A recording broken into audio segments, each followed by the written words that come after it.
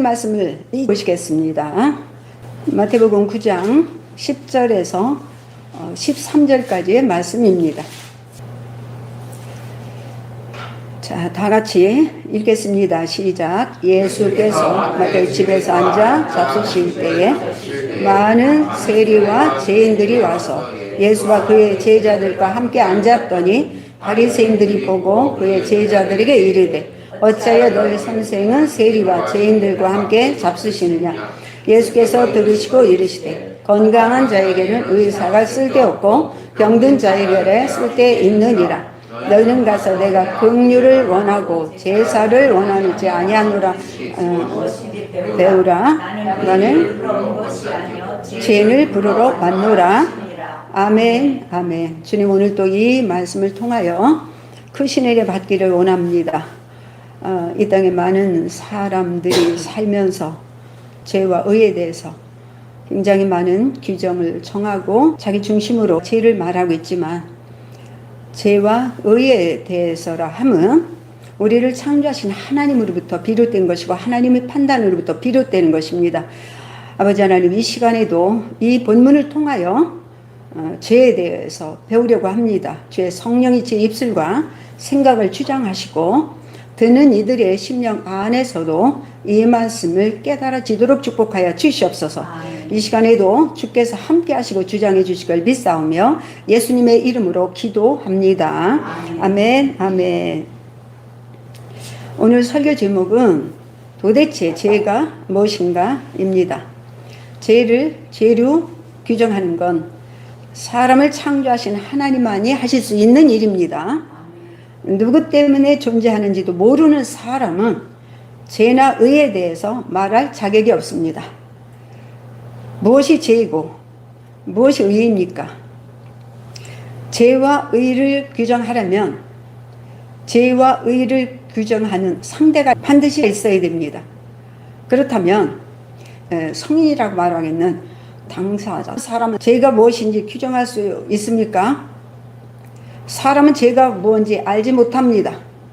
죄의 사전적인 의미는 양심이나 도에 벗어난 행위가 죄라고 규정하고 있습니다. 사전적으로 규정하기에는 양심이나 도의는 또 뭡니까? 누구의 양심, 누구의 도입니까? 그러나 성경에서 말하는 죄는 하나님의 생명이 없는 상태, 즉 생명이 죽은 상태를 죄라고 규정하고 있습니다. 하나님의 말씀으로 사는 그분의 피조물이 그분의 명령에 불순종하는 바람에 말씀이 단절된 상태, 즉 말씀이 죽은 상태가 죄로 규정하고 있습니다. 생명의 말씀으로 사는 피조물이 생명이 없는 상태, 즉 죽은 상태가 죄라고 규정한다는 것입니다. 말씀에 순종하려면 반드시 생명이 있어야 됩니다. 마귀나 귀신이 말씀에 불순종할 수 없는 이유가 바로 여기에 원인이 있는 것입니다. 그들은 생명이 없는 존재들입니다. 물론 세상 사람들도 생명이 없는 존재들이긴 마찬가지입니다. 그들도 똑같이 말씀에 순종할 수가 없습니다. 그러니까 죄란 말씀에 불순종함으로 말씀에 순종할 수 있는 생명이 죽어 본질이 불순종으로 변질된 상태에 있는 존재들이라고 죄에 속한 것입니다. 죽은 걸 살리는 길은 예수밖에 없습니다. 그렇다면 우리가 믿는 하나님께서 말씀하시는 죄의 본질을 알지 않으면 말씀에 순종하기란 불가능합니다. 자, 그렇다면 모든 세계가 하나님의 말씀으로 창조되었다는 걸 믿는 이들이 기독교인들입니다. 하나님의 말씀은 모든 걸 살리고 존재하게 만드는 생명이라는 것도 믿고 있습니다. 살아있는 모든 것들은 하나님의 생명으로 살아있는 것입니다. 사람이 육신을 포함하여 모든 생물은 하나님의 생명으로 존재하고 있습니다. 세상의 모든 생물은 식물을 먹고 살도록 하신 분도 하나님이십니다. 아멘. 세상은 영적 존재를 믿지 않지만, 그래서 하나님도 믿지 않지만 성경은 영물이 존재한다는 것을 가리키고 있습니다. 여기서 영물은요 마귀나 귀신만이 영물일까요? 하나님도 영적 존재이고 성령도 영적 존재이고 천사도 영적 존재예요.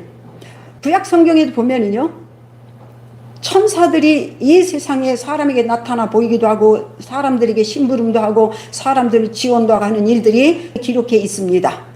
우리는 우리만 살고 있는 것 같지만 보이지 않는 존재인 천사들도 같이 공존하고 있다는 것을 한순간도 잊어버리면 우리는 아주 무능한 자가 되고 무식한 자가 되는 것입니다.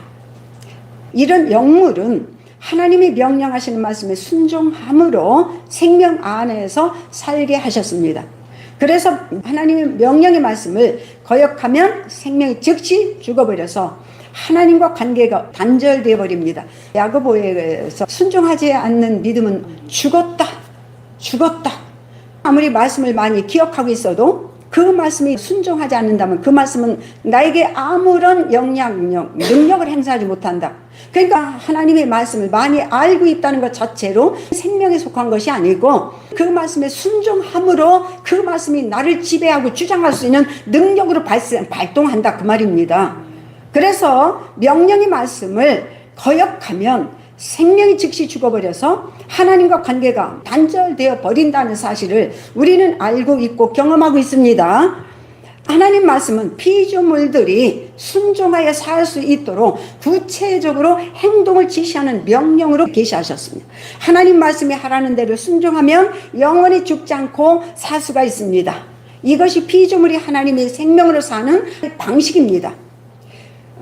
하나님께서 사람을 만드셨고 모든 생물을 만드셨고 천사도 만들었는데 그들이 하나님과 같이 영원히 살 수 있는 조건은 하나님 말씀에 순종함으로 살게 하셨습니다. 우리가 일반적으로 사람들이 생각하는 죄란 사람과의 관계 속에서 벌어지는 도덕적으로나 윤리적으로 잘못된 행동을 의미합니다. 그러나 이런 잘못된 행동은 죄의 증상입니다. 다시 말하면 죄를 짓게 만드는 근본 원인이 아니란 얘기예요. 죄인이기 때문에 죄를 짓는 거예요. 죄를 지었기 때문에 비로소 죄인이 되는 것이 아니에요. 죄인이기 때문에 죄를 짓는 거예요. 죄인이라는 것은 죄 짓는 사람이라는 것입니다.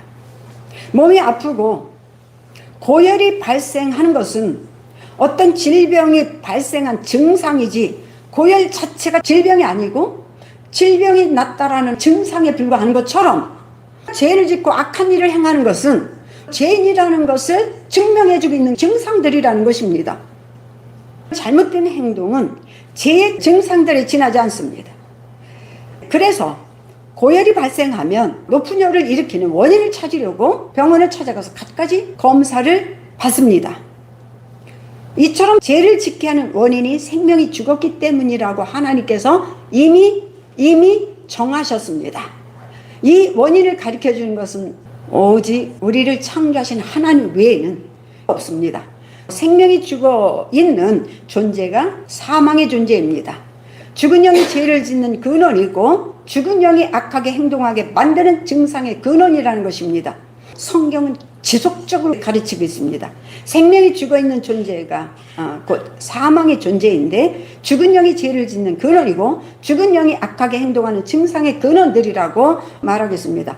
예수께서 이 땅에 오신 것도 도덕적으로 행동적으로 착하게 살게 하려고 오셨나요? 죽은 영을 살리려 오셨어요. 다시 말하면 지금 악하게 행동하고 도덕적으로 나쁜 행동을 행하는 이것을 교육시켜서 잘되게 하려고 하는 것이 아니라 이런 증상이 나타나게 하는 근본 원인인 생명이 죽어있는 것을 살리려고 오신 것이 바로 예수께서 이 땅에 오신 이유입니다. 그러니까 예수 앞에 왔을 때 예수께서 도덕적 행위가 어떠냐, 그동안 율법 잘 지켰느냐 하는 문제들을 묻지도 않고 따지지도 않고 구원해 주셨던 이유예요. 그분이 오신 건 우리 영을 살리러 오신 거예요. 지금도 죄란 행위가 어떠냐 하는 문제가 아니라 그리스도의 생명이 있느냐 없느냐만 보시는 이유입니다. 그런 이유로 예수는 죄인들을 구원하시는 구세주이십니다. 그는 묻지도 않고 따지지도 않고 믿는 자들을 구원하십니다. 본문 내용에서 보면 죽은 자들을 장사 지내라고 했죠. 그죠? 여기서 죽은 자들을 장사 지내는 이 내막에 대해서 제가 꼼꼼히 따져 들어가고 있는 것입니다. 하나님이 생명으로 창조된 사람도 말씀에 순종함으로 영이 살게 하셨습니다. 식물로 사는 육신이 아니라 영입니다. 영은 말씀에 순종함으로 살 수 있습니다. 말씀이 양식이기 때문입니다. 말씀에 순종하고 말씀을 따를수록 내 영이 튼튼하고 건강해져서 생명력이 넘치게 되고 삶의 풍요로 만족감이 넘치게 됩니다. 한마디로 생명의 에너지가 차고 넘쳐서 살맛이 나게 됩니다. 생명의 힘은 어떤 상황이 닥쳐도 살맛 나는 힘이 고갈되지 않고 넘칩니다. 생명의 에너지가 심령이 깊은 곳에서 살리는 에너지가 분출시켜주기 때문입니다. 생명은 살리는 영입니다. 그래서 내 안에서 생명이 분출됩니다.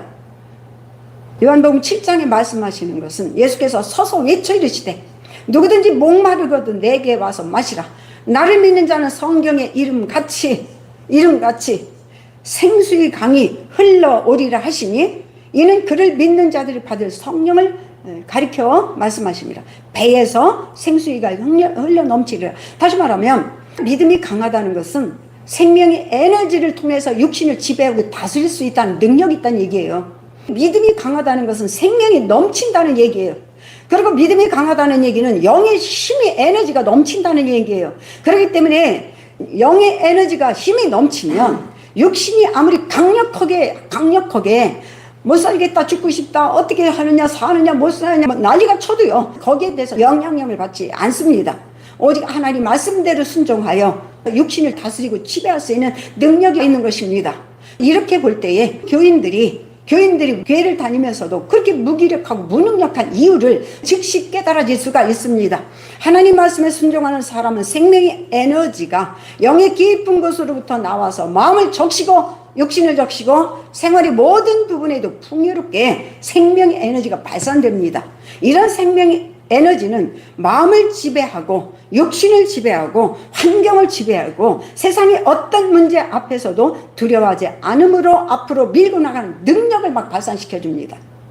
그래서 믿음이 강한 사람은 내가 무대뽀라고 했어 안 했어요? 무대뽀예요. 시각장애인과 똑같아요. 배는 게 없어. 배는 게 없어. 앞에 어마어마한 문제가 닥쳐오는데도 그냥 뚫고 나가. 그냥 믿음대로 막 밀고 나가요. 믿음대로 그냥 부르도자처럼 밀어요. 밀으면 내가 이길까요? 문제가 이길까요?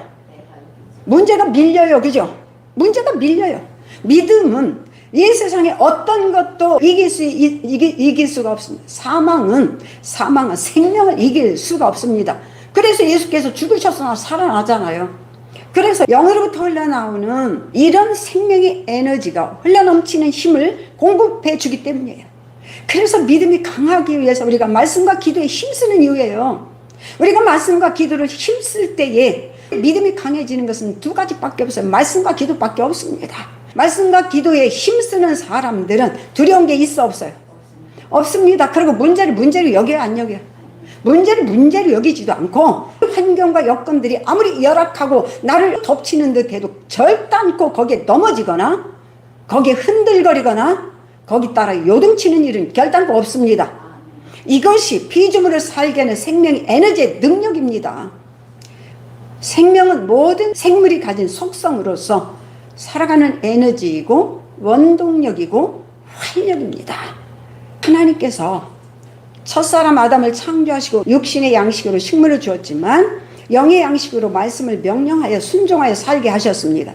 식물을 양식으로 주신 사람에게는 말씀으로 따로 주실 이유가 없습니다. 식물만 먹으면 되기 때문에 말씀에 순종하여 사는 영이 있었기 때문에 말씀을 주신 것입니다. 여기서 사람은 식물을 먹으면서 사는 육신과 말씀에 순종하여 사는 신령한 영이 있다는 것을 깨달을 수 있습니다.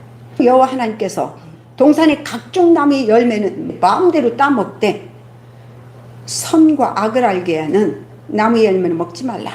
네가 먹는 날에는 반드시 죽으리라고 말씀하셨습니다. 여기서 선악과예요. 선악과. 여기서 선은 생명이고 악은 사망입니다. 다시 말하면 아담은요 사망을 경험했어요? 못했어요? 못했죠. 사망이 뭔지 몰라요. 사망이라고 말했어도 경험한 적이 없어요. 그런데 선악과를 따먹으면 너는 생명도 경험했지만 사망도 경험할 것이다 라고 얘기합니다. 그래서 따먹는 순간에 죽어버렸잖아요. 죽는 순간에 아담은 달라지기 시작합니다. 사망이 이런 것이라는 것을 아주 뼈저리게 경험했을 것입니다. 육신은 누구라도 식물을 먹으면 삽니다. 이것이 하나님께서 이 땅에 사는 사람에게 주신 생명의 말씀입니다. 예수를 믿으나 믿지 않으나 사람은 하나님의 은혜로 사는 존재입니다. 그렇죠? 이 세상에 사는 모든 사람들은 하나님 비와 해를 줘서 식물을 먹게 해서 사는 하나님의 은혜의 사람이 아니에요. 그렇죠. 살아있기 때문에 그래요. 요 생명은 누구로부터 왔냐면 하나님으로부터 왔어요. 육신이 사는 요 생명도 하나님으로부터 온 거예요. 요 생명 자체가 하나님이 주신 선물이라는 얘기예요. 그래서 사람이라면 하나님의 은혜로 악한 자나 선한 자나 식물만 먹으면 살 수가 있습니다. 아무리 도덕적으로 착한 사람이라도 식물을 먹지 않고 끊으면 죽어버립니다. 이렇게 아담도 식물만 먹으면 죽지 않고 살 수 있었습니다. 그런데 하나님의 말씀이 거기서 끝나지 않았어요. 끝나지 않았다는 점이 중요한 것입니다. 각종 나무의 실과를 네가 마음대로 먹어라고 거기서 끝난 게 아니에요. 말씀에 순종해 사는 영이 있기 때문에 선악을 알게 하는 나무의 열매는 먹지 말라는 말씀을 주시지 않을 수가 없었던 것입니다. 그래서 하나님은 선악과를 먹지 말라. 그걸 따먹으면 반드시 죽으리라고 말씀하셨습니다. 하나님의 말씀으로 사는 영은 어떤 경우에도 불순종하면 반드시 죽습니다. 야고보서에 보면요. 믿음은 순종함으로 뭐한다? 산다. 불순종하면 죽은 것이다. 지금도 마찬가지예요. 지금도 하나님 말씀에 불순종하면 그 말씀은 내 안에서 아무런 활동을 못해요. 내가 말씀을 많이 기억하고 있고 말씀을 많이 암송하고 있더라도 내가 그 말씀대로 행동하지 않으면 그 말씀은 나와 아무런 관련이 없습니다. 그 순간에 죽어버려요. 순종하는 순간에 내 안에서 살아서 나를 지배하고 주장하고 나를 움직여서 그 생명력이 나를 운명을 바꿔놓고 내 삶을 주장하여 하나님이 원하시고 기뻐하는 축복 안으로 살게 하시는 것입니다. 자, 여기서요. 반드시 죽는다 했어요. 말씀에 불순종하면 반드시. 하나님 말씀으로 사는 영은 어떤 경우에도 불순종하면 반드시 죽습니다. 지금 여기서요. 아담이 마누라가 먹으라는 거 차마 거절할 수 없어서 먹었는데 우리가 생각하기에는 한 번쯤은 봐줄 수 있다고 생각이 되잖아요. 그런데 우리가 이걸 생각해요. 우리가 독약을 음료수인 줄 알고 마셨어요. 음료수인 줄 알고 한 번 실수해서 마셨기 때문에 독약이 아이고 얘 실수해서 먹었으니까 우리가 독을 퍼뜨리지 말아야 되겠다 해요, 안 해요? 우리가 실수로 먹으나 뭐해서 먹으나 아무튼 독약은 한 번만 먹으면 죽습니다. 그래서 우리는 안타까워하죠, 그죠? 진짜 한 번 어떻게 그 실수 그런 것처럼 말씀에 불순종하는 한 번 먹으면 한 번 불순종하면 죽습니다. 다시 말하면 지금도 하나님의 약속이 믿으라고 했는데 지금까지 믿어왔어요. 그 믿음을 놓치지 않기 위해서 말씀과 기도에 막 힘쓰고 애썼어요. 근데 순간 의심이 들어왔어요. 의심이 들어오는 순간 내가 의심을 붙잡고 하루 종일 의심했어요. 그러면 내가 지금까지 믿었던 건 어떻게 된다? 죽었다라고 얘기하죠. 믿음 붙잡고 막 지금까지 믿었던 그렇게만 한 달 동안 버티게 해도 그 믿음은 거기서 즉시 죽어버린다고 했잖아요. 그러면 그 믿음을 다시 살게 하려면 어떻게 돼요? 약속한 말씀을 다시 붙잡고 다시 시작해야 되는 거예요. 한 달 동안 붙잡고 늘어졌던 그것은 의심하는 순간 그 즉시 죽어버린다 그 말이에요. 다시 말하면 순종을 놔버리고 의심하는 순간 죽어버리고 이제 다시 한번 또 다시 이제 믿기로 작정하고 믿기 시작합니다. 그래서 그 믿음을 다시 성장시켜야 돼요. 자, 이런 것처럼 한 번만 불순종하고 의심하면 죽습니다. 생명은 하나님이 창조한 피조물들에게 거저 주신 선물이에요. 거저 주신 거예요. 무슨 대가로 생명을 주신 것이 아니고 우리를 살게 하신 것이 아닙니다. 불행하게도 이 세상은 생명이 없는 사망의 존재들이 살고 있는 곳입니다. 생명이신 예수께서 오시기 전까지만 말입니다. 반드시 죽으리라는 말씀에 불순종하여 생명이 죽은 존재들이 사는 곳이 이 세상입니다. 다시 말하면 마귀나 귀신도 생명 없는 자들이었고 아담의 혈통으로 태어난 후손들도 생명이 없는 존재들. 다시 말하면 이 세상은 모두가 다 생명이 없는 자들이 살기 시작했습니다. 그래서 이 세상, 이 생명이 갈증에 허덕이는 것이에요. 생명 안에 있는 행복과 평안과 기쁨과 만족감을 꿈꾸고 있지만 자, 우리는 비록 사망이 지배하는 이곳이지만 우리는 날마다 마음의 기쁨과 감사와 평안을 누려야 안 누려요? 이게 생명의 힘이고 에너지입니다. 우리는 지금 생명 안에서 기쁨과 감사와 평안을 누리고 있습니다. 어떤 누구도 이걸 빼앗을 수가 없습니다. 우리는 빼앗기지 않습니다. 한순간도 뭐 불안한 것이 오면 즉시 그것을 해결해 버리지 않으면 아무것도 할 수가 없어요. 내 안은 늘 평안이 나를 완전히 차고 넘치게 만들지 않으면 안 됩니다. 그래서 우리는 생명이 갈증에 허덕이는 거예요. 생명 안에 있는 행복과 평안과 기쁨과 만족감을 꿈꾸고 있단 말이에요. 이것이 생명의 증상입니다. 우리도 만족감과 기쁨과 감사와 평화를 누린다고 했잖아요. 이것이 행복과 감사와 평화 자체예요, 아니에요? 생명의 증상이에요. 그러면 권사님이 나는 날마다 기쁨과 감사와 평화를 누립니다. 이 얘기는 그 안에 뭐가 있다? 이 기쁨과 감사, 평화를 공급해주는 뭐가 안에서 뿌리로 잡고 있다? 생명이 뿌리 잡고 있다. 근본 원인이 행복 자체가 아니고 평안 자체가 아니라 생명 자체에서 행복과 감사와 평안이 흘러나온다 그 말이에요. 그렇다면 현실은 염려와 걱정과 근심과 불안과 슬픔이 나날입니다. 다시 다른 말로 표현하자면 사명의 증상이에요. 그럼 나는 날마다 근심과 염려와 걱정이 내 안에서 막 완전히 가득 차 있다는 얘기는 내 안에 뭐가 지금 활동 중에 있다? 사망이 활동하고 있다는 얘기예요. 사망이 아주 강력하게 활동하고 있다는 얘기예요. 이것을 예수께서 말씀하시기를 마귀에 눌린 자 이렇게 표현하셨죠? 마귀에 눌린 자를 고치셨으니 마귀에 눌려 있다는 증상입니다. 하나님은 생명의 원천이시고 생명 자체가 되십니다. 예수께서도 내가 곧 생명이라고 말씀하십니다. 자, 생명하니까 이게 뭘까라고 생각하지만 살리는 영입니다. 그러면 사망하니까 죽은 사망의 영이란 얘기는 죽이는 영이란 얘기예요. 그래서 사망의 영이 활동하는 곳에서는요, 근심과 염려와 걱정과 염려, 투생이에요, 전부가 다. 근데 생명이 활동하는 곳에서는요, 기쁨과 감사와 평안이 넘쳐요, 안 넘쳐요? 넘칩니다. 이것이 바로 증상들이에요. 그걸 보고 서신서에서는 그리스도의 뭐라고 그랬어요? 향기라고 얘기했습니다. 그런데 어떤 사람 입에서는요, 사망의 뭐가 나와? 그렇죠. 썩은 냄새가, 근심과 염려와 걱정, 그것 자체가 펄펄 썩은 냄새가 막 솟구쳐 나옵니다.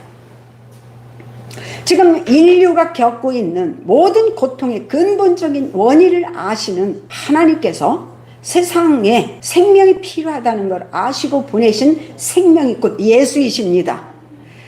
예수 그리스도는 사람들이 갈급함으로 그리워하고 사모하고 꿈꾸는 모든 것을 가지신 생명의 실체이시고 생명의 근원이십니다. 생명 없는 이 세상을 사랑하신 하나님께서 생명이신 예수를 보내셨습니다. 모든 생명, 라이프, 모든 생명은 하나님에게서 왔습니다. 하나님은 모든 생명의 근원이시고 그 자체가 실체이십니다. 그러므로 모든 생명의 소유권은 하나님께 있지요. 하나님만이 그 생명을 우지좌지 할 수가 있습니다. 살아있는 육신의 생명이든 살아있는 영의 생명이든 모든 생명은 하나님에게서 나왔고 그분의 소유이십니다. 그러므로 생명이 없는 자를 살리기로 작정한다면 누구만이 할 수 있어요? 하나님만이 하실 수 있죠. 하나님이 창조하신 모든 사는 존재는 하나님의 생명으로 살아가도록 창조하셨습니다. 살아있는 사람이 육신의 에너지는 식물입니다. 식물을 먹고 사는 사람은 하나님 없어도 돼요. 왜냐하면 식물을 먹고 살 수 있도록 하셨기 때문에 그렇습니다. 식물은 육신이 건강하게 활동할 수 있는 에너지를 제공하는 생명입니다.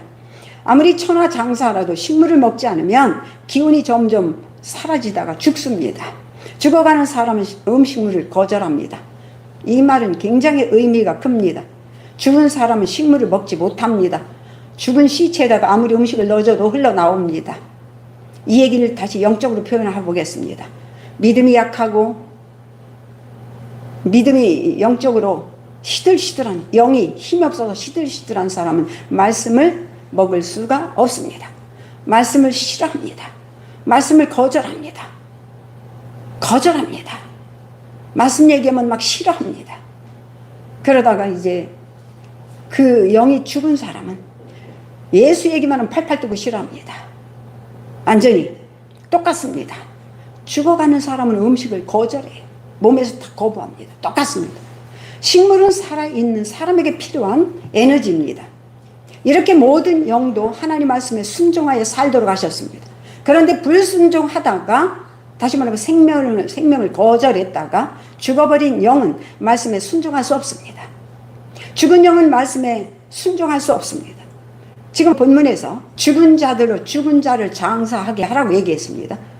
사람은 보이는 육신만 있다면 짐승처럼 이 땅에서 나는 음식물로 에너지를 삼아 살다가 죽으면 끝납니다.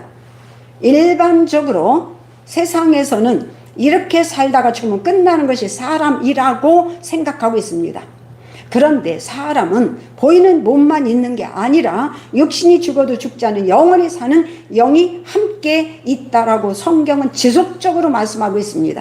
하나님이 사람에게 땅에서 나는 식물을 먹을 거리를 주셨지만 선악을 알게 하는 나무의 열매를 먹지 말라고 하신 것만 봐도 사람은 떡으로만 사는 것이 아니라 말씀으로 살아야 하는 존재가 있다는 것을 깨달을 수가 있습니다. 식물은 육신이 살아가는 에너지, 즉 양식이지만 말씀은 영이 살아가는 에너지, 즉 양식입니다.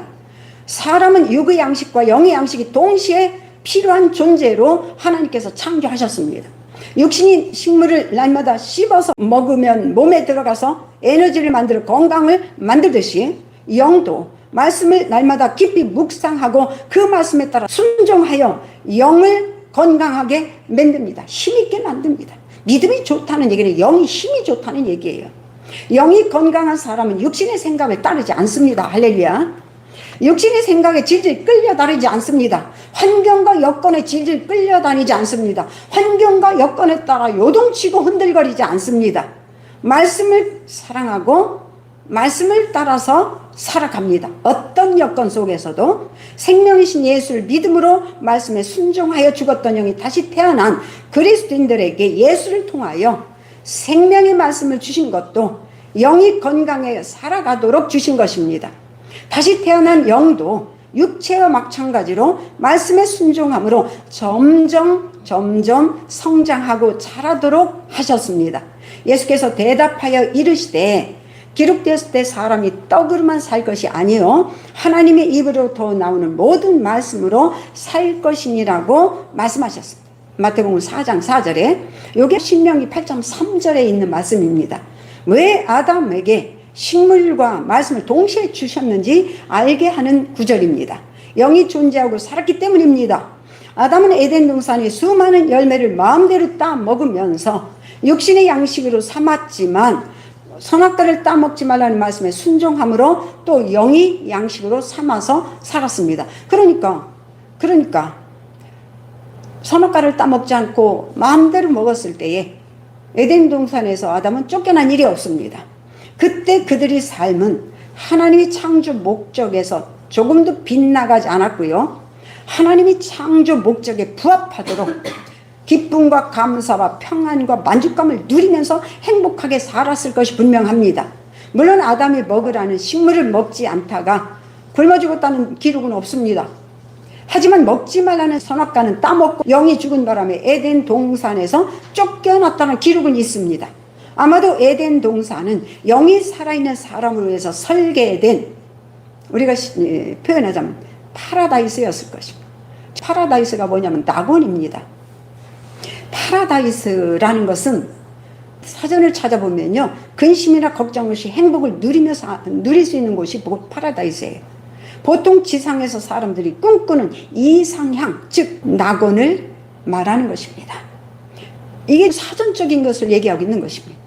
아담이 불순종은 육신도 동달아 죽음을 맞이하게 되고 생명이 없는 사망의 땅으로 쫓겨나서 식물조차도 일평생 땀을 흘리고 수고하지 않으면 먹을 수 없게 되었습니다. 생명 안에서 무엇을 먹을까 입을까 걱정 없이 살아가던 그들이 이제는 죽음 안에서 먹고 마시는 문제뿐만 아니라 모든 것에 대한 염려와 걱정과 근심을 짊어지고 살아야 되는 불행한 신세가 되었습니다. 이것이 바로 생명이 단절된 사망 안에서 사는 신세로 바뀌었습니다. 아담은 완전히 생명과 사망을 알게 되었을 것입니다. 그랬던 우리에게 마태복음 6장에 보면은요 무엇을 먹을까 입을까 염려하라고 그랬어? 안 했어요? 하지 말라고 그랬잖아요. 육신의 문제를 위해서는 염려하지 말라. 단지 너희들은 그 나라와 의를 구하면 네가 염려했던 육신의 문제는 더하여질 것이다라고 말씀하십니다. 이게 바로 아담이 원래 가지고 있던 생명 안에서 누리던 것이에요. 무엇을 먹을까 입을까 염려하지 않고 사는 것이 바로 아담이 생명으로 누렸던 것들입니다. 그것을 믿는 자들도 이제 누리고 살 수 있게 됐기 때문에 너희들은 염려하지 말라. 단지 그 나라 의일만 구하라고 얘기하는 거예요. 말씀을 따라 행하라. 그리고 믿음과 기도를 따라 행하라고 말씀하시는 것입니다. 자, 이렇게 아담의 혈통을 따라서 태어난 인류는 사망 안에서 그렇게 살지 않는 단 한 사람도 없습니다. 다시 말하면 근심과 절망과 고통과 무엇을 먹을까 입을까 염려함으로 아주 온전히 뒤집어서 살고 있단 말이죠. 지금도 그리스도의 생명이 없는 모든 인류는 탄식하며 염려와 근심과 걱정을 끌어안고 날마다 신음하며 갖가지 어려움과 고통에 처해 힘든 인생을 살아가고 있습니다. 하나님이 대적자로서 사람들이 원수인 사탄도 하늘나라에서 하나님을 찬양하는 영화로운 천사였지만 하나님 말씀을 거역하고 자신의 지위로 이탈하는 바람에 하나님의 생명이 죽어버리고 이 세상으로 추방당하여 하루하루를 근심과 걱정과 불안에 쌓여 살아가는 존재입니다. 염려는 누구 거예요? 우리 거예요? 그들 거예요? 그렇기 때문에 그들 거를 붙잡고 염려할 이유가 없습니다. 없습니다. 내일도 염려하는 존재는 누구예요? 그들이에요. 많은 것이 함이 되어 있어요. 지금 염려하지 말라는 말씀 안에 엄청난 것들이 함이 되어 있습니다. 너들 것이 아닌 것을 너희는 잡지 말라는 것입니다.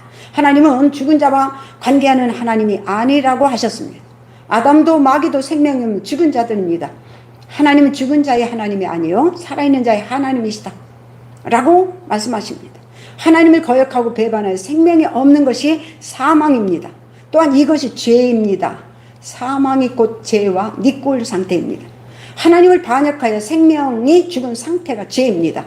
자, 우리가 생각하는 죄하고는 전혀 다르지요.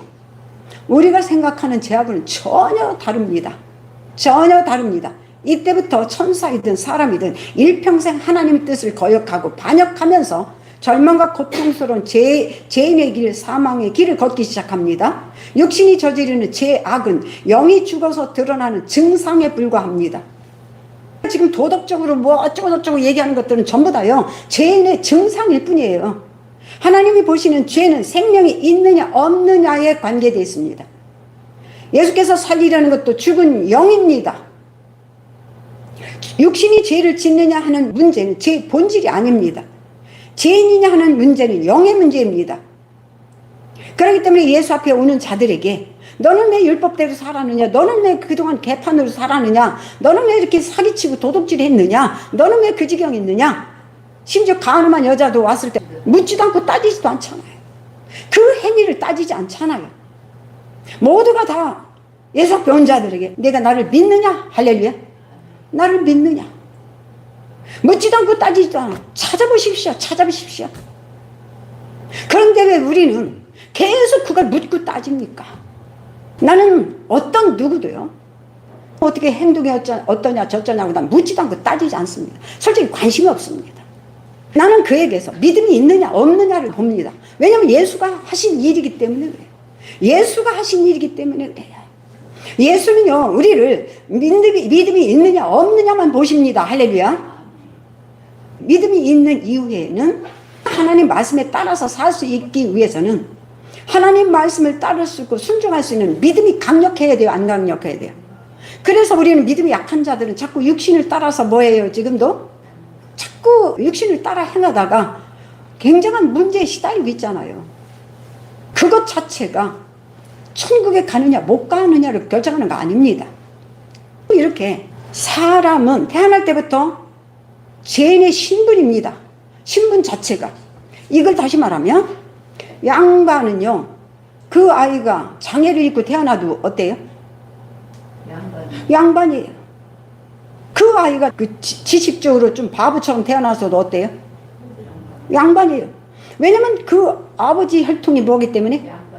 근데요 신분이 천민은 머리가 기가 막혀서 나라에 엄청난 공을 세웠어도 천민이에요, 양반이에요? 천민이에요.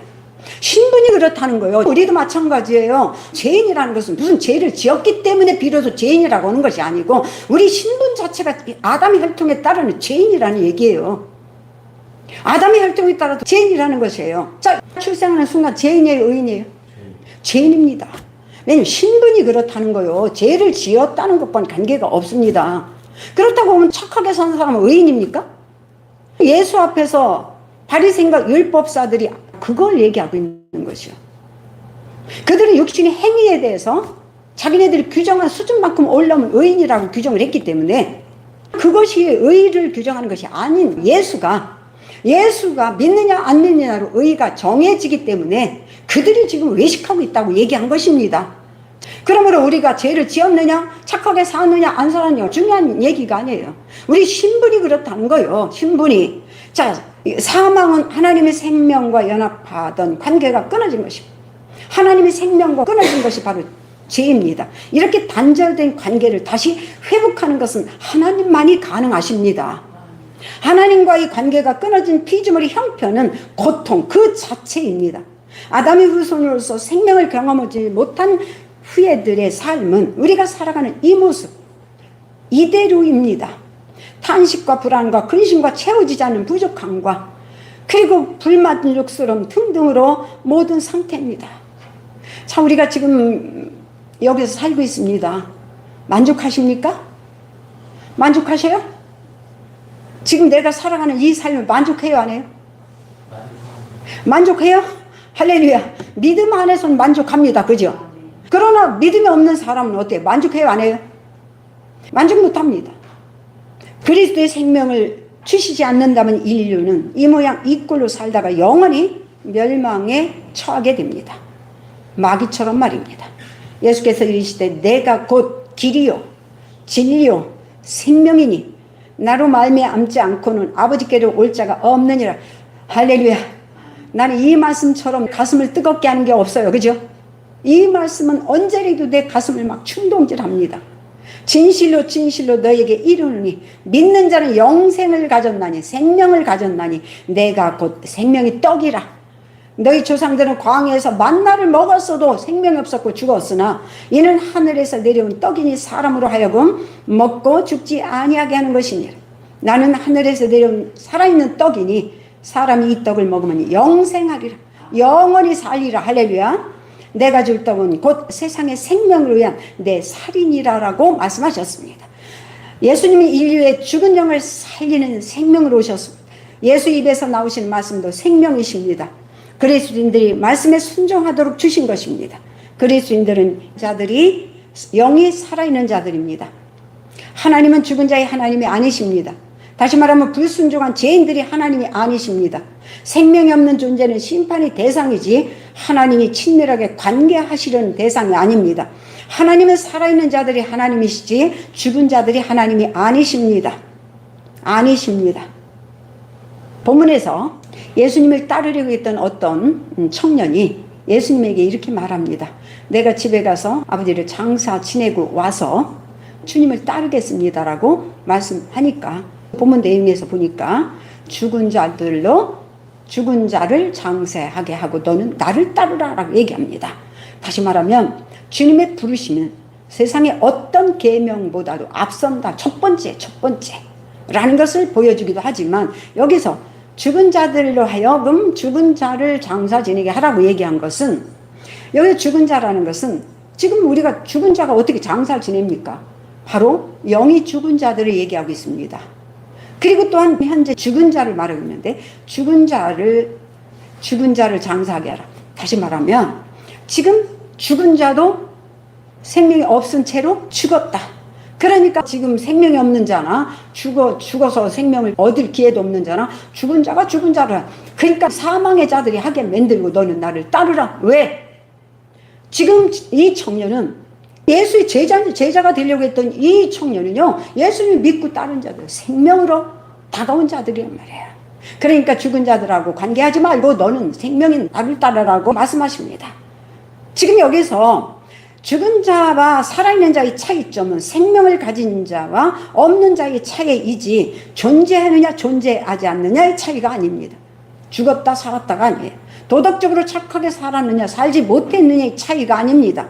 생명이 있는 자나 없는 자나 존재 자체가 사라지는 일은 없습니다. 영으로. 그것이 문제의 근원이고 문제의 출발점입니다. 여기서 살았다는 것은 하나님의 생명 안에서 하나님과 바른 관계가 있다는 얘기고, 이것은 죄가 없는 의를 의미합니다.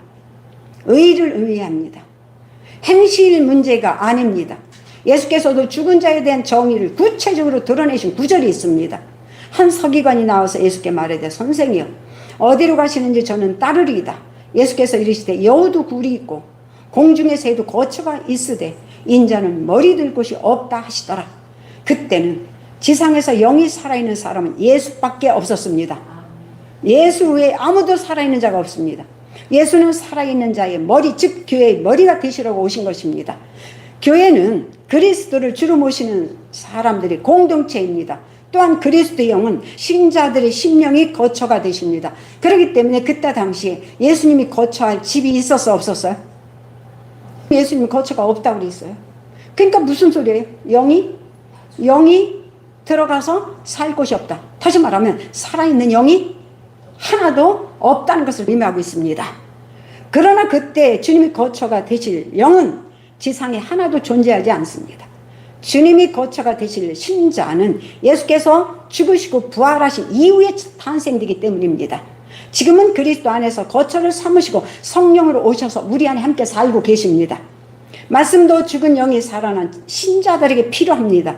영이 죽은 자들은 말씀에 순종하지 못합니다. 믿음으로 다시 태어난 그리스도인들에게 말씀을 양식으로 주셨습니다. 그렇다면 결론을 말하겠습니다. 이 세상에 의가 있어요 없어요? 이 세상에 의가 없습니다. 왜 그럴까요? 의이셨던 분은 지금 어디 계세요? 하늘나라 보좌 우편에 계십니다. 그러나 다만 그를 믿고 생명으로 다시 태어난 믿음으로 의롭게 된 자들이 있을 뿐입니다. 믿는 자들은 예수를 믿음으로 의롭게 된 자들이고 죽었던 영이 다시 태어나서 생명이 있는 자들입니다. 그러니까 이 세상은 딱 두 부류의 사람만 존재할 뿐입니다. 생명이 있는 자와 생명이 없는 자들입니다. 그리고 예수를 믿음으로 의롭게 된 자들과 예수를 믿지 않아서 여전히 불의한 자들입니다.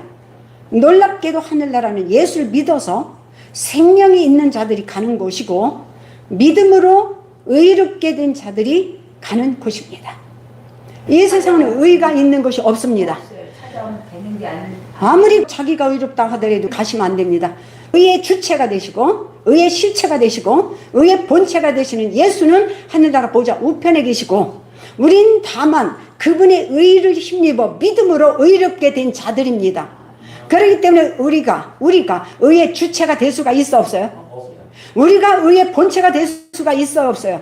예수께서 말씀하시기를 하늘나라가 이곳에 있다? 저곳에 있다 해도 너희는 가지 말라. 하늘나라는 어디에 있다? 내 안에 있다. 믿음으로 이미 영으로서 우리는 하늘나라 신분을 소유했어 안 했어요? 우리는 지금요 하늘나라에 신분이 있어요. 하늘나라에 주민등록이 있다 이 말이에요. 우리 육신의 주민등록은 이 세상에 있습니다. 동사무소에 가면 있어 없어요?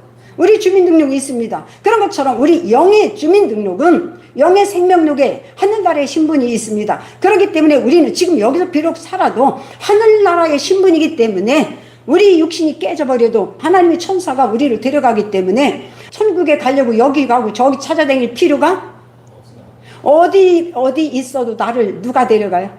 혼자 죽었어도 누가 데려가요? 하늘나라 신분이기 때문에 하나님이 천사를 보내서 내 영을 데려갑니다. 그렇기 때문에 어느 곳에 있는 것이든 그건 상관이 없고 내가 예수를 믿고 하늘나라 신분으로 생명력에 기록한 것만이 중요할 뿐입니다. 다시 말하면 내가 예수를 믿고 구원받은 것만이 중요할 뿐입니다. 예수 믿고 내가 구원받은 사람은 어디 있어도 데려가신다. 어디 있어도 데려가신다. 그러니까 여기 있다 저기 있다 하는 그 말이 현혹돼서 여기도 저기도 쫓아다니지 말고 오늘도 우리는 내가 할 일을 하고 내일 또 내가 할 일만 충성하면 됩니다. 할렐루야. 여기서 설교 마치겠습니다. 주님 오늘 또 이 말씀을 통하여 죽은 자와 생명을 말씀을 가르치고 증거했습니다. 성경이 우리에게 주시는 말씀은 생명과 그리고 사망에 대해서 우리에게 주신 말씀을 그대로 가르치고 증거했사오니 이 말씀을 더욱 깊이 깨달아지게 하시고 이제는 어떤 것에도 요동치거나 흔들거림 없이 믿음 안에서 이기고 승리하도록 축복하여 주시옵소서. 예수님의 이름으로 기도합니다. 아멘, 아멘.